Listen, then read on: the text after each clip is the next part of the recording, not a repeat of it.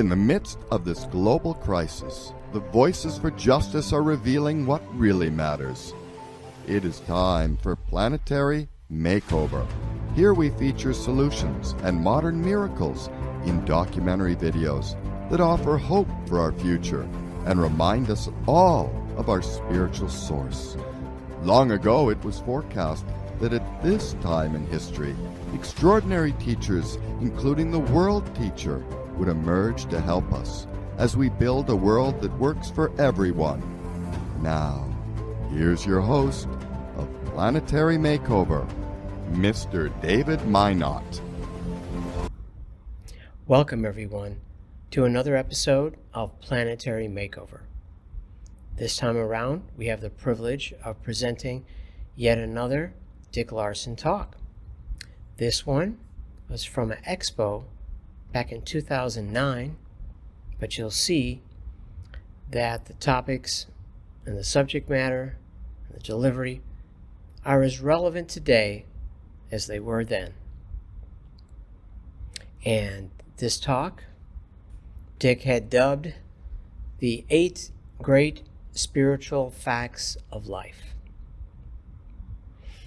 And you will see his talk in its entirety.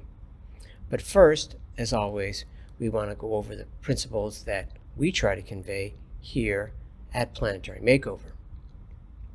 Remember that we are not here to convince you of anything.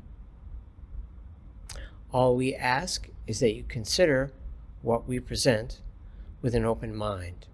A truly open mind is very rare on the planet today, but we think of our viewers as a rare breed, and we ask you to rise to the challenge.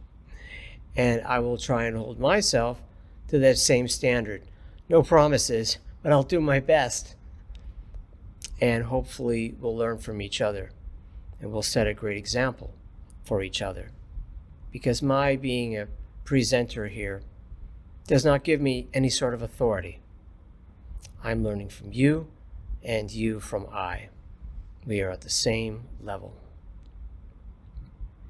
Now, we are asking you to consider a new world that we would create, that humanity would, of sharing, justice, equality, synthesis, brotherhood, peace, love. Best of the old and the best of the new. And to accomplish this seemingly impossible task, we assert that humanity has help of an extraordinary kind. Humanity is not alone. And this assistance is humanity's elder brothers. That's just you and I, a couple thousand years from now. Because yes, we also assert, as you know if you watch this show, that reincarnation is a reality. These elder brothers of humanity, who are assisting us even as we speak, and really have assisted humanity from the beginning, could go under many names. One of the most common names in our age and time is the Masters of Wisdom. Not masters over us or anyone else, but masters over their own energies and over the laws of life and the rules of nature. They also have a leader, the World Teacher.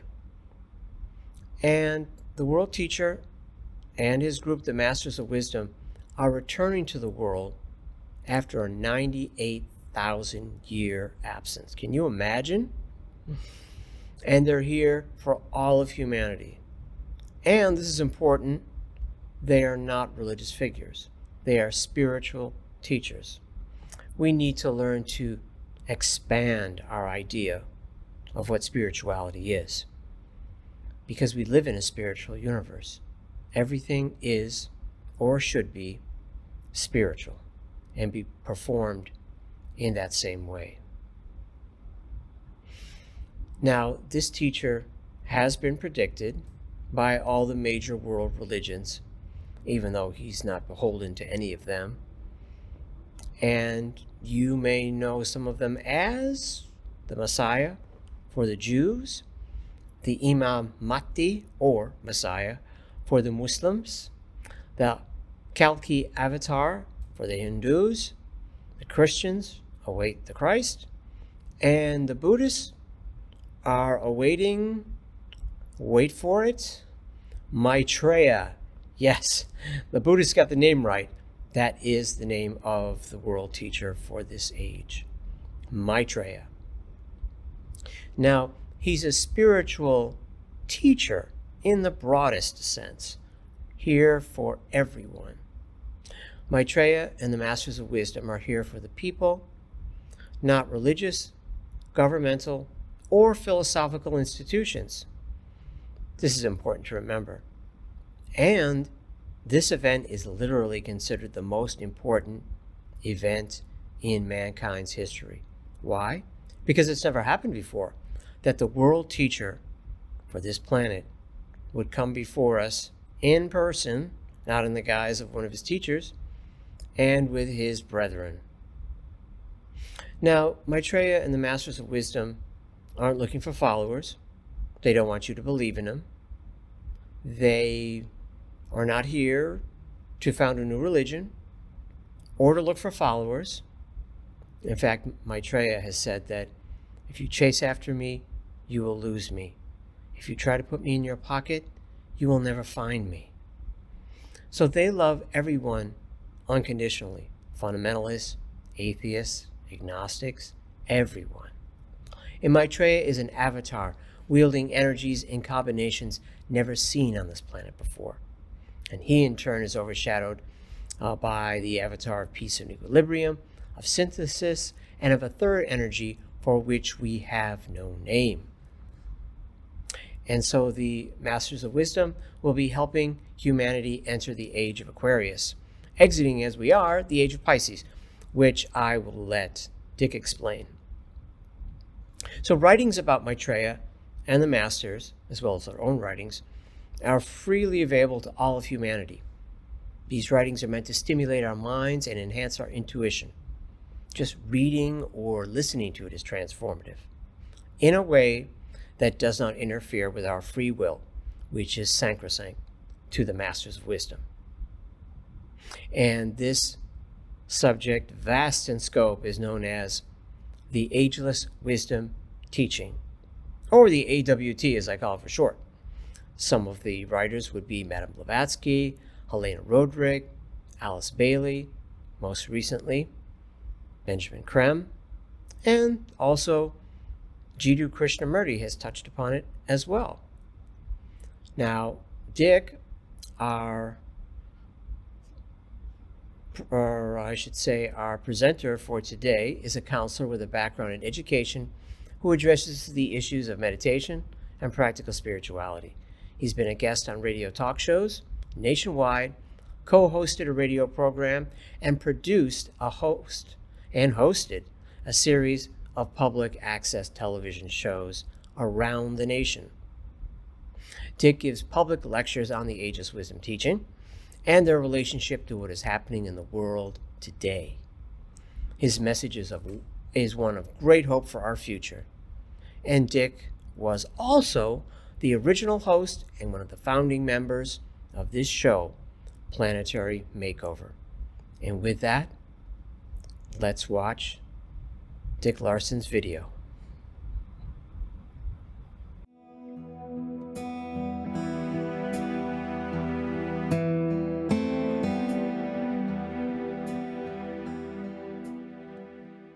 Hi, welcome. My name is Dick Larson, and as you probably know, I'm going to be talking about 8 important spiritual facts of life today. Before I start, I just want to say a couple things, and that is, first of all, please don't believe anything I have to say just because I say it. I'm not here to sell you a bill of goods. I'm not here to ram something down your throat. I'm not here to convince you of anything or get you to think like I think or anything like that. I just have some information that I want to share with you. If a little bit of it is useful to you or makes sense to you, great. So the only thing I ask is that you try to keep an open mind. Now that's more difficult than we think, because we all have been brought up with a certain belief system and certain way of life, and it's hard to step out of that and open the window a little bit, but I'm going to ask you to just crack the window open a little bit here for the next 45 minutes while we talk about spiritual facts of life. I'm going to start with number one. I'm actually going to give you a handout on this in a little while, but if you want to take notes, that's okay too. Spiritual fact number one: all is God. All is God. Now, as I go through this talk, I'm going to refer to something called the Ageless Wisdom Teachings. The Ageless Wisdom Teachings. And those are ancient, thousands and thousands and thousands of years old philosophy of teachings. And it's said to underlie all of the world's major religions.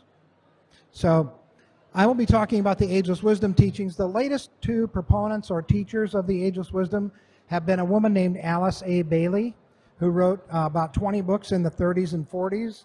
If you want to read any Alice Bailey, hi, come on in. If you want to read any Alice Bailey, I suggest you start with Ponder on This, which is quite readable, and it's kind of a summary of what's in the 20 books by Alice Bailey. Then the next one, and the one who is alive now and going around the world teaching the latest revelations of the Ageless Wisdom, is named Benjamin Creme, C-R-E-M-E.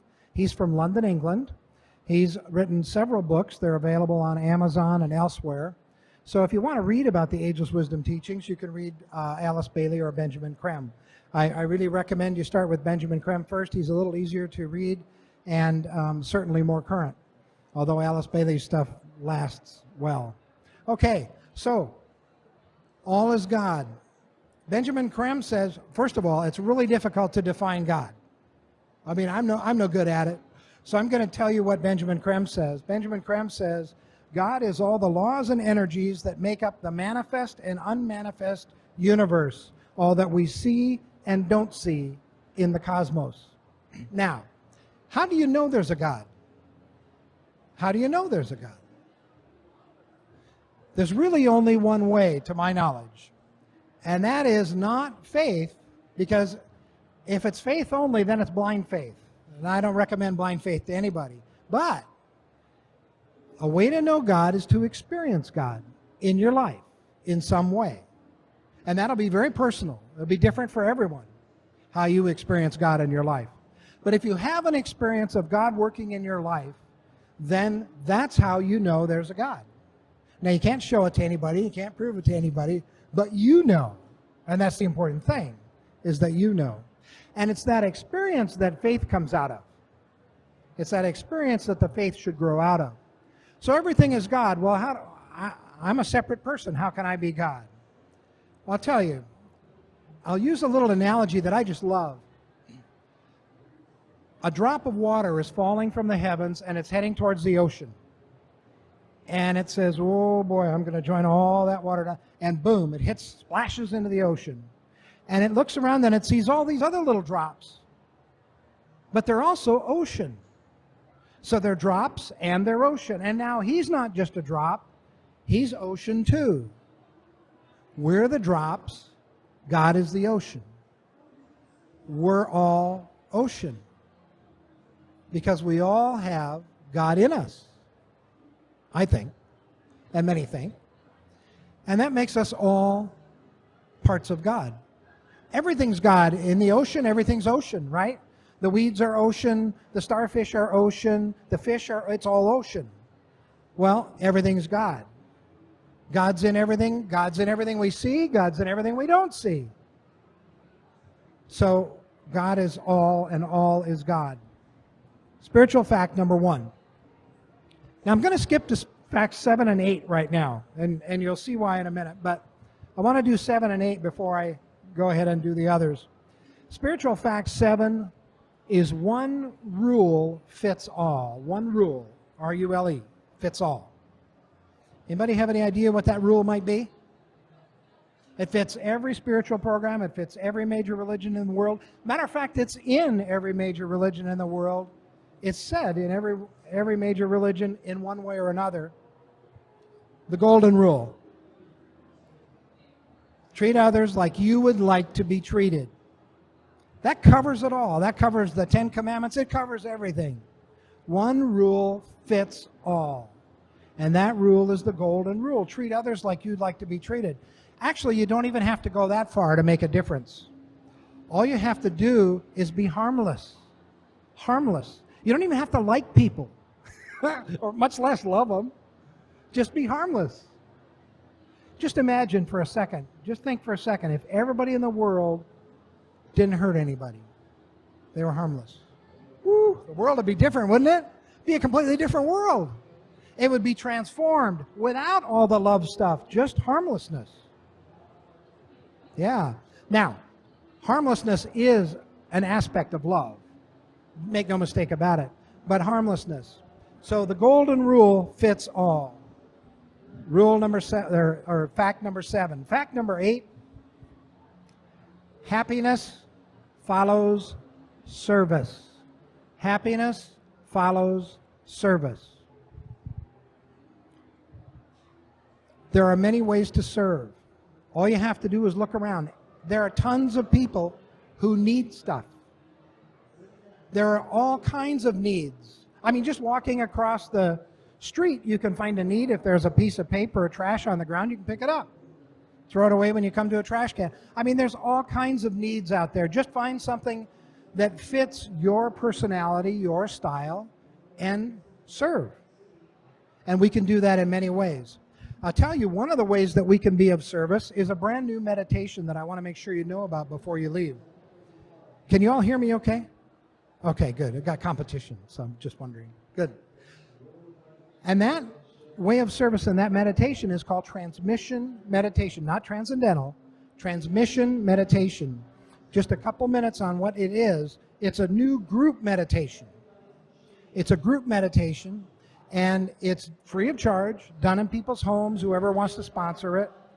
There are transmission meditation groups all around the world. It was introduced in about 1975 by Benjamin Creme. He's been going around the world teaching it. And can you all still hear me? Okay. And transmission meditation is done in a group. A group is 3 or more people. And we have a list of people in Southern California who are having this transmission in their home, and we have their phone number, and you can call them and ask them if you can try their group. What is transmission meditation? I'll tell you. It combines 2 yogas, Laya Yoga and Karma Yoga. Karma Yoga, the yoga of service, and Laya Yoga, the yoga of personal growth, the growth of the chakras, spiritual growth. In transmission meditation, what you do is you make your chakras available to the spiritual universe to send their energy through out into the world to help change the world. You don't send it anywhere. You just focus here at the Ajna center between the eyebrows and let the masters, the spiritual masters, send their energy through you out into the world. People have been doing this since 1975. It's very powerful. People under 12 should not do this. Their chakras are not fully developed yet. But that's how you serve the world, is by sitting there and focusing in this group and letting the energy go out into the world. Now, you can't possibly have all that energy going through your chakras without experiencing tremendous personal growth as well, spiritual growth. Benjamin Creme has said that 1 year of doing transmission meditation 1 or 2 times a week and trying to stay focused is equal to about 10 years of any other meditation in terms of your personal growth. So transmission meditation is the latest meditation. It is one of the most powerful meditations in the world, and it's a very simple way for busy people to serve the world. You sit and you meditate for a half hour, an hour, hour and a half, whatever you work up to. Some evening, like Tuesday nights from 7 to 8:30 or something like that, 7 to 8, in somebody's home. You do that once a week and you're serving the world in a very powerful way. And I really recommend it. We have a list of transmission. If you want a list of where the transmissions are, please put your hand up and we'll give you a list. Share, my friend Cher will give you a list. Thank you. So number 8, happiness follows service. Now we're going to jump back to number 2.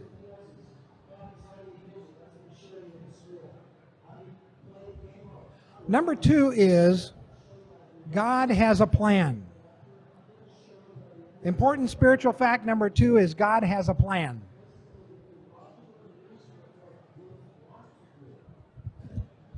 If this is the spiritual universe and this is the physical universe, the ageless wisdom says that everything that's physical comes out of spirit. Everything that's physical started out as spirit. And it says that ultimately everything that is physical returns to spirit.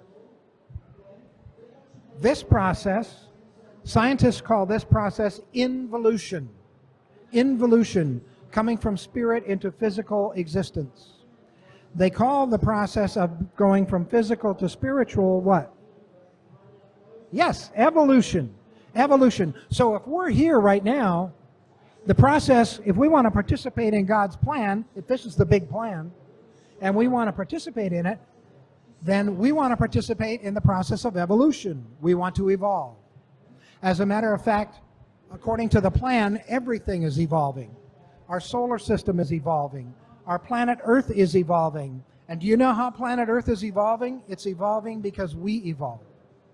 We are the middle ground between physical and spirit because we have both.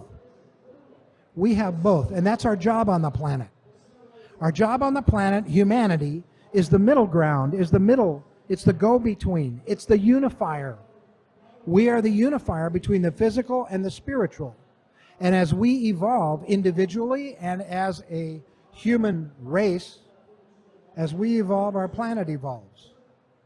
So this is the process that we're participating in now. So the more and more spiritual that we can become, the more we are evolving. And we evolve by learning and growing. And I'll talk more about that in a minute. Actually, learning, growing, meditating, and service. Meditation and service are the royal road to spiritual growth. So number 2, God has a plan.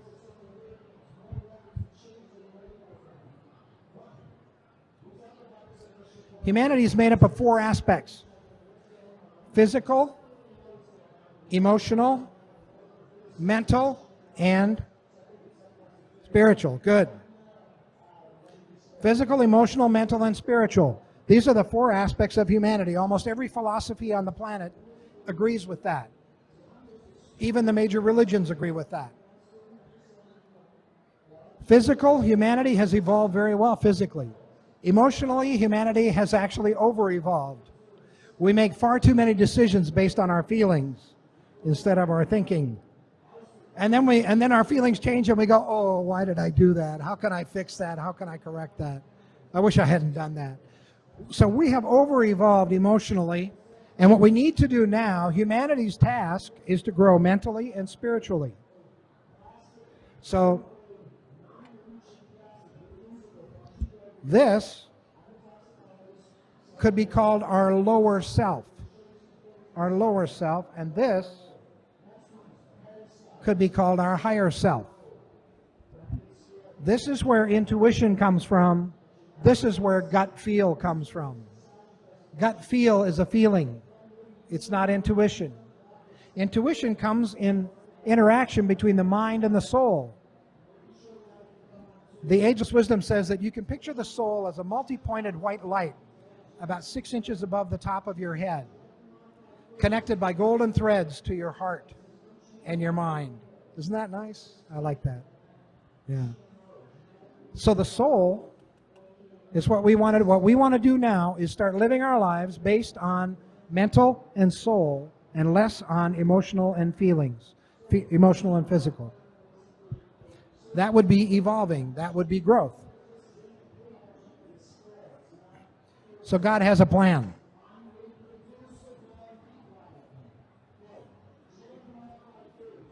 Spiritual fact number 3, all works under law. All works under law. Excuse me a second.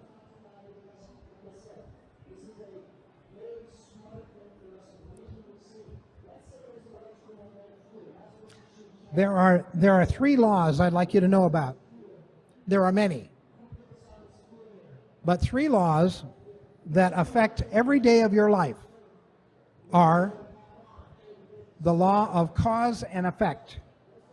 For every effect, there is a cause. For everything that happens, there's a cause. That's the law of cause and effect. In the East, they call it the law of what? Karma. Good. Yes, it's the same law. It's the same law. Cause and effect, karma. The scientists call it the law of action and reaction. For every action, there's an equal and opposite reaction. And that's how life works. We cause the effects in our life. We're in charge. Yeah, isn't that awful? Now we have to be responsible about it. Yeah.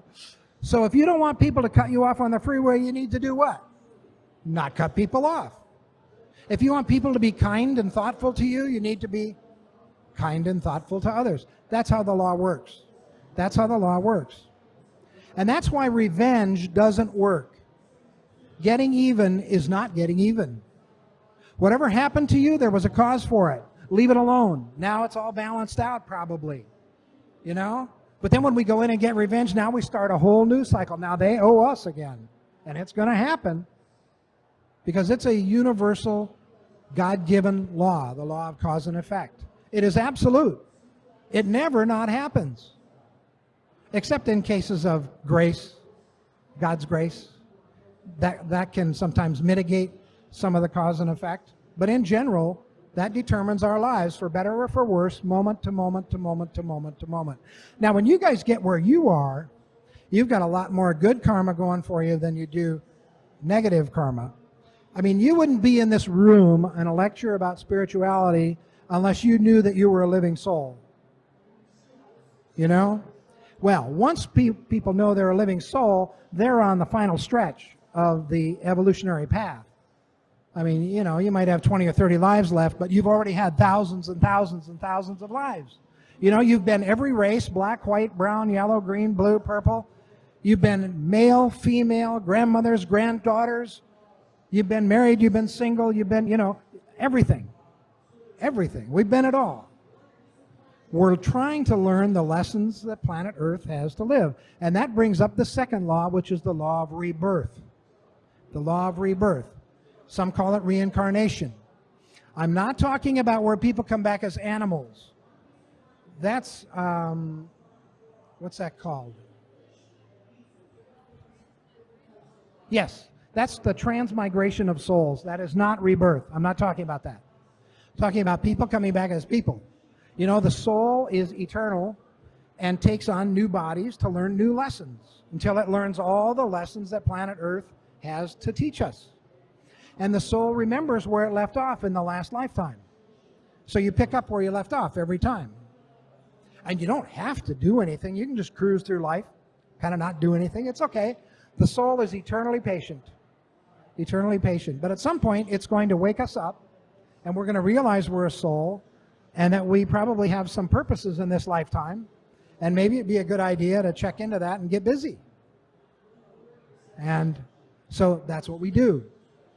So by the time you know that you're a soul, you have had thousands and thousands of lifetimes, and you're on the final stretch. And so that's the law of rebirth. It makes sense.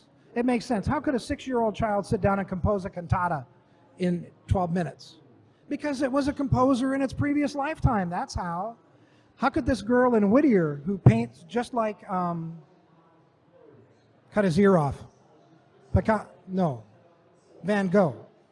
Yeah, Picasso. How could she paint just like Picasso? Her paintings are in museums all around the world now. She was painting 4 or 5 at a time when she was 15 years old, 14 years old. They're in museums now. She probably is Picasso. That's how. You know, I mean, it just makes so much sense. And so we're all at different places in our evolution, and that's okay. That's okay. All right.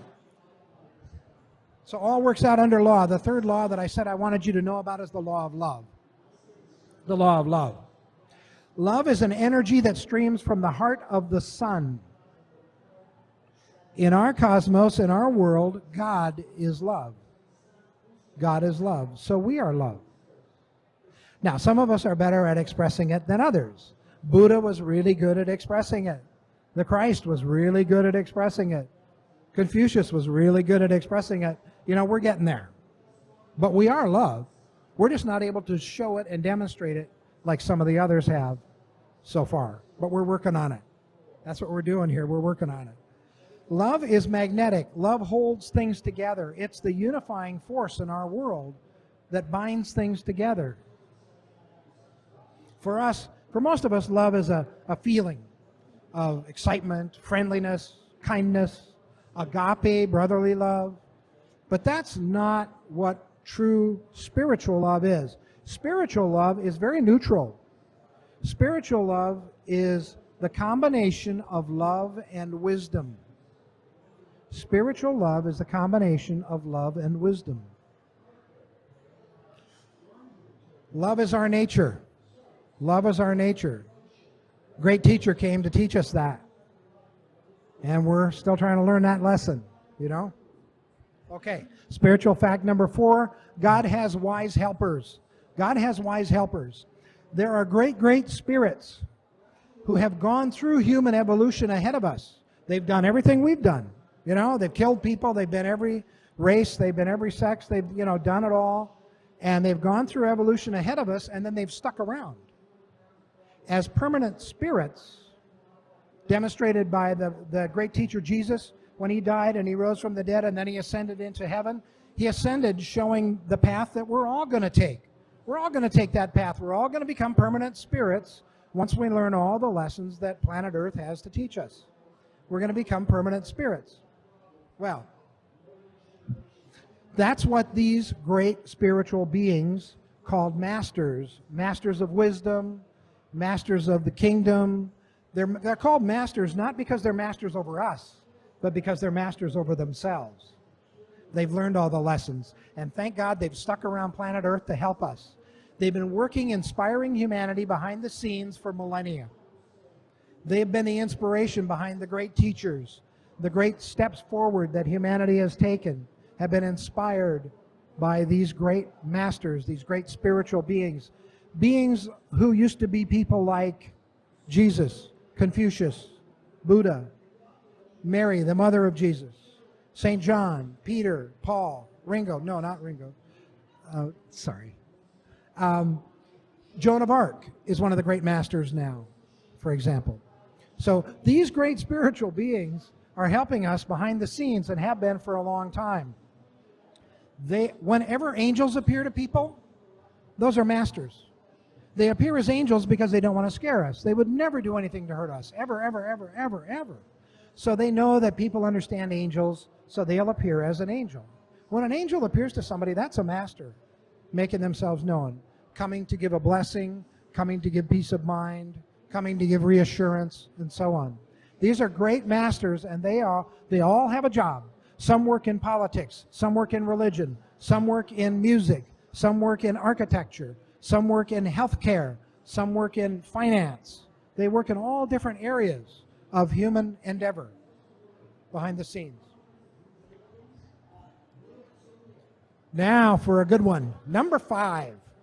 Spiritual fact number 5, the time is now. And I'll tell you what I mean by that.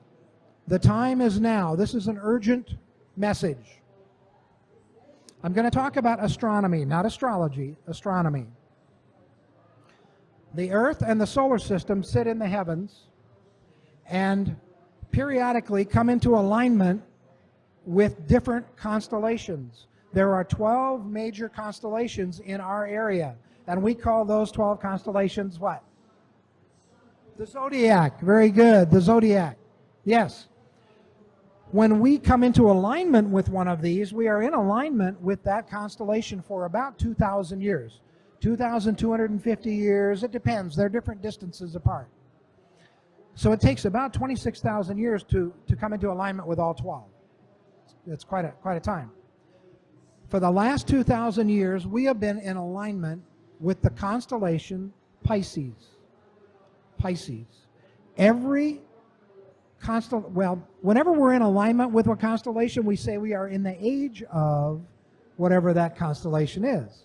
So for the last 2,200 years, or so, we have been in alignment. We have been in the age of Pisces. A great teacher comes at the beginning of each age to inaugurate that age. The teacher for Pisces was 2,000 years ago? Jesus. The great teacher Jesus came to inaugurate the age of Pisces. The symbol for Pisces is what, you guys? Fish, right, the fish. So is it any wonder that the symbol for Christianity is fish? Yeah, it's not a mystery. I'll make you fishers of men, he said. He fed the crowd with fishes. There's all these fish analogies in the Christian Bible. That's no accident. He was the teacher for the age of Pisces. He came 2,000 years ago to inaugurate that age and to teach God's love. The Buddha taught the wisdom of God. Jesus taught the love of God. So, it's been 2,000 years. We are now moving out of the influence of Pisces and into alignment with the next constellation, which is, good, Aquarius. Yeah, you guys are sharp. Aquarius. The next constellation is Aquarius. We are now moving into the age of Aquarius and out of the age of Pisces. Now, each constellation has special energy. Pisces has special energy. Aquarius has different energy.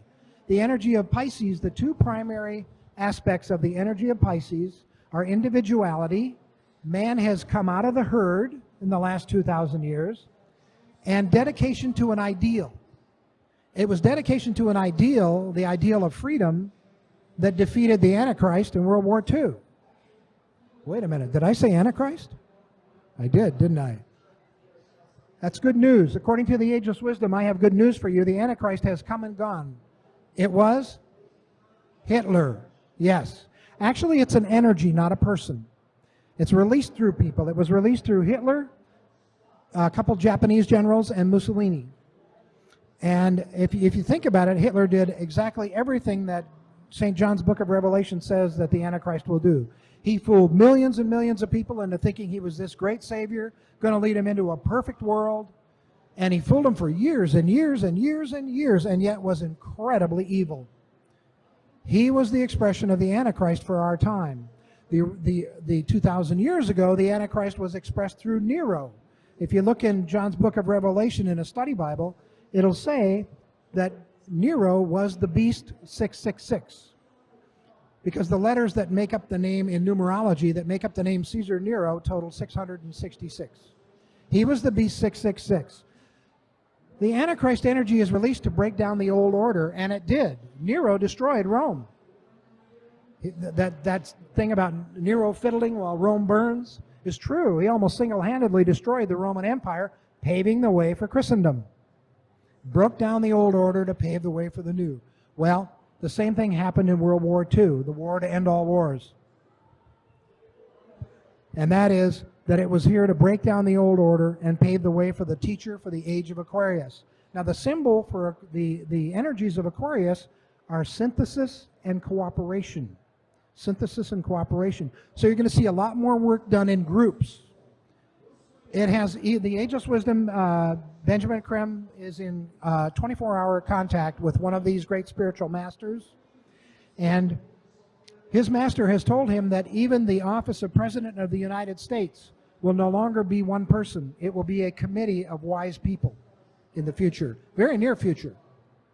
We might have our last president right now, actually. We'll see. But it will, when it starts happening, it will happen very quickly. So we're talking about the teacher for the age of Aquarius. It's time for a teacher, isn't it? It's been 2,000 years, and it's time for a teacher. He's called the world teacher. And according to Benjamin Krem, he is here now. He is living on the outskirts of London, waiting for the right time to come forward. He comes to fulfill all of the world's major religion prophecies, although he doesn't come as a religious person. Right now, the Buddhists are looking for the next Buddha, Maitreya Buddha. The Hindus are looking for the return of Krishna. The Muslims are looking for either the Imam Mahdi or the Messiah, depending on the sect of Muslim. The Jews are looking for the Messiah. The Christians are looking for Christ to return. He comes to fulfill all of those prophecies, all at once, in one person. We can do that now because we have worldwide communication. We can only have one teacher now, and it'll work. So he is coming, but he's not coming alone. He's coming with a bunch of these masters. There are 63 masters altogether helping planet Earth. Over 40 of them, probably about 42, are actually taking physical bodies. There are 15 in physical bodies right now, waiting for the right time to come forward, and that'll be when the world teacher comes forward. There's one in Geneva, there's one in Darjeeling, there's one in Tokyo, there's a master in the San Bernardino Mountains, there's a master in, where else? London, that's the world teacher. Rome, outside of Rome, there's a master outside of Rome right now, been there for quite a while. That one everyone will probably be familiar with. That's the Master Jesus. He is back. He is waiting for the right time to come forward. You see, they can't infringe our free will. We have free will. It's sacred. It's the very first book of the Bible. It's about Adam and Eve. They had a choice. We always have a choice. That's how we learn and grow. We choose, and then we learn from our choices. We can learn from a positive choice. We can learn from a negative choice. We can learn from all of them. That's how we learn. Our free will is sacred, and they're never going to infringe our free will, ever, ever, ever. So we have to recognize them when they come forward. We have to recognize them. They're not going to come forward. This world teacher is not going to come on TV. He is going to be on TV. But he's not going to come on TV and he's going to say, I'm here, everything's going to be okay, wave a magic wand, and poof, there's no more starvation, there's no more homelessness, everybody has health care. And that's not how it's going to happen. We have to do the work. That would infringe our free will. So he's going to come on and say some pretty wise things, and then we need to notice if this is somebody we should listen to or not. Now, I will tell you exactly how he's going to do this. He's going to be interviewed on TV by some major networks. One United States network, the BBC, probably a couple Japanese networks, and some other networks around the world. He's going to be interviewed as an ordinary person. He will not say, I'm the world teacher. He's going to be interviewed as a regular person, and what we'll have to do is notice that there's something special about the things he says. For sure, he's going to be talking about justice. He's going to be talking about freedom. He's going to be talking about the brotherhood of man. He's going to be talking about those things. People will start wondering who this is. Who is this man? Who is this man? And especially the media wants to know who this person is, finally he will have a worldwide press conference. It will be hooked up by satellite. That's what the satellites are up there for. They're not up there for World Cup soccer. They're up there for this event. He says it will be my day of declaration. And the day of declaration, he says that's when he will declare who he is and why he's here. And that he's here to help us, but that we have to do the work. He's a teacher. He's going to teach us. He's going to deal with not religion. He's going to deal with real basic stuff first. Stuff like health care. The healthcare system doesn't work. I'll come back to this. The healthcare system doesn't work right now. You know why? It was built with Piscean energy. Piscean energy is being withdrawn. The educational system doesn't work. The governments aren't representing the people anymore. None of this stuff is working, and that's because it was all built with Piscean energy in the last 2,000 years. And the Piscean energy is being withdrawn now. It can't do anything but collapse. That's all it can do. These systems need to be rebuilt with Aquarian energy, the energy of synthesis and cooperation, the energy of service for all mankind and the brotherhood of man. That's what they need to be rebuilt with. They need to be rebuilt on those ideals and with those goals in mind. That's why they can't possibly work right now. They can only collapse and need to be rebuilt. Well, he comes to help with education, health care. As I speak to you, about every 7.5 seconds someone dies of starvation in a world with a 10% surplus of food. Now that's a crime. Every 7.5 seconds, mostly babies, die of starvation, and we have a 10% surplus of food. It's not getting distributed. It's sitting in our silos and in the Western world silos until we get the right price for it so we can sell it. And if we don't get the right price, what happens? It rots. It doesn't get distributed. And what does get distributed gets hijacked by the leaders of some of these unscrupulous leaders, and it never gets to the people. So distribution is a problem. He comes to help solve that problem. So this is real basic stuff that we're going to be dealing with here. We're going to be dealing with feeding people, health care, that everybody will have an education according to their interest, not an education about how to become a professional, an education about life, which is what education should be about. So that's what he comes to do. He's going to appear on TV on this day of declaration. And here's how you'll know it's him. I'm going to tell you right now, in great detail, exactly how you'll know it's him. So there's no mistaking it. I'm not going to be vague. I'm going to tell you exactly. Here's what's going to happen. You're going to hear there's going to be a big worldwide press conference. My suggestion is watch it. If it's at 2 in the morning, get up and watch it, you know.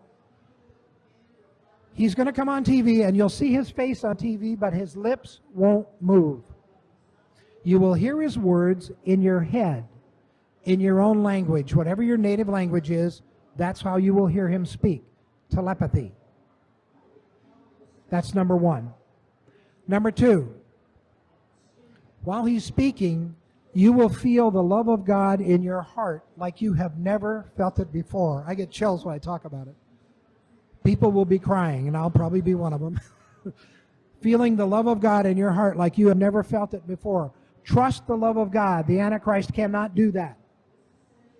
Trust the love of God in your heart.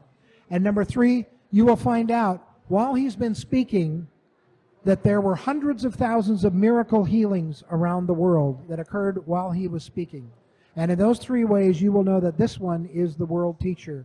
Come to help us, come to educate us, if we will take his suggestions. We have free will.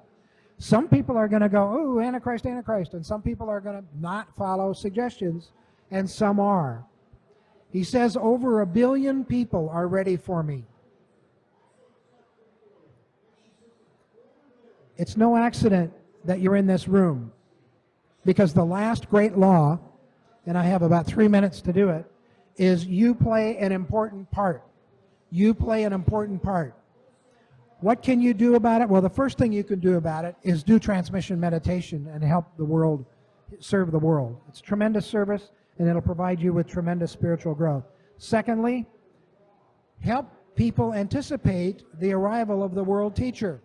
Share this. Share what I'm telling you in your own words or whatever you believe. If you have 10% belief, something 10% of what I said, then share it at that level. You know, I heard this guy talking the other day about maybe a great world teacher is going to come. I don't know, but, you know, who knows? That'd be nice, wouldn't it? Share it at whatever level you have it rings familiar for you, that you have a belief about it.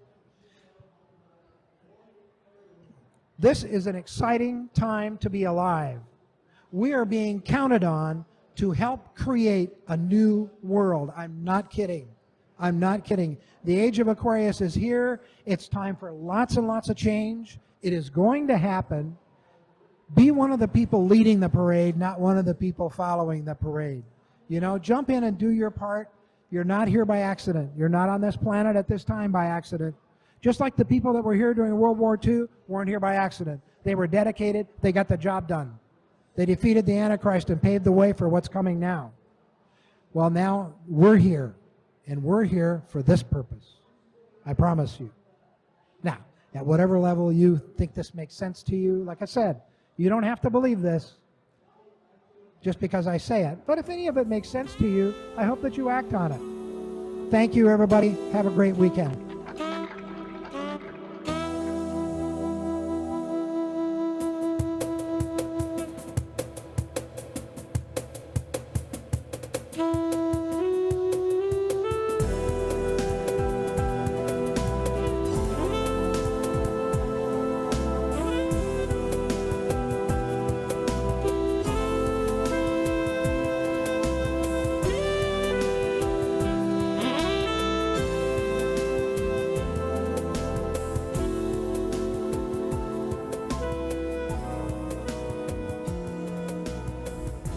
Quite the amazing presentation, wasn't that? Well, I know I could remember it also. I took some notes, and I just thought it would be important for us to remember what those 8 facts were. Number 1, all is God. And remember Benjamin Crem's definition of God, which is also quite fascinating. Number 2, God has a plan. Number 3, all works under law. And he mentioned those 3 laws: the law of cause and effect, the law of rebirth, and the law of love. Number 4, God has wise helpers, Maitreya and the Masters of Wisdom. Number 5, the time is now. We're moving from the Age of Pisces to the Age of Aquarius. This is our time, the most important time in the history of mankind, and you're here to witness it, work through it, and help us all break through and create a new civilization. Number 6, you play an important part, which I think I just touched upon, but we can't overemphasize that because the work is ours to do. The masters will cheerlead us, we'll do the work. And number 7, one rule fits all, the golden rule, which of course we all know: do no harm. And thus, we don't accrue negative karma. And lastly, happiness follows service. The soul knows only service. Service is what the universe runs on. And that's part of the theme of the Aquarian age. Service, not to the self, but to the whole, to the group, to humanity, because you are humanity. And in this age, we will learn to see our brethren in our own eyes and see us in our brethren's eyes. And that, I believe, is the bottom line of Dick Larson's presentation. I thank you so much for sharing it with us. We hope you take it to heart, and we will see you again here very soon. Thank you. Visit us on Facebook at #Planetary Makeover. This show has been a production of planetarymakeover.org. At our website, we have a link to our bi-weekly live show at 5 p.m. Mondays, Western Time, and 8 p.m. Eastern Time. At our website, we also have a link to our archives and a selection of our shows. For more background info, visit www.shareinternational-west.org. That's shareinternational-west.org. For related books and DVDs and CDs by Benjamin Crem on the emergence of Maitreya, the World Teacher, please go to share-ecart.com.